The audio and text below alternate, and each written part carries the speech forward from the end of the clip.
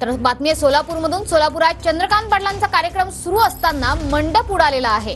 पालकमंत्री चंद्रकांत पाटील यांच्या कार्यक्रमावेळी सभेतील मंडप अचानक उडाला। सोलापुरात आई प्रतिष्ठानतर्फे महिला मेळाव्यादरम्यान ही घटना घडलेली आहे। सोलापुरातील रामवाडी परिसरामध्ये आई प्रतिष्ठानतर्फे महिला मेळावा आयोजित करण्यात आला होता। या मेळाव्यादरम्यान भाषण करत असताना जोराचा वारा आला आणि मंडपाचा संपूर्ण पडदाच खाली आला। महिलांसाठी मुख्यमंत्री माझी लाडकी बहीण योजना आणि विद्यार्थिनींना मोफत साहित्य वाटप करण्यासाठी हा कार्यक्रम आयोजित करण्यात आला होता।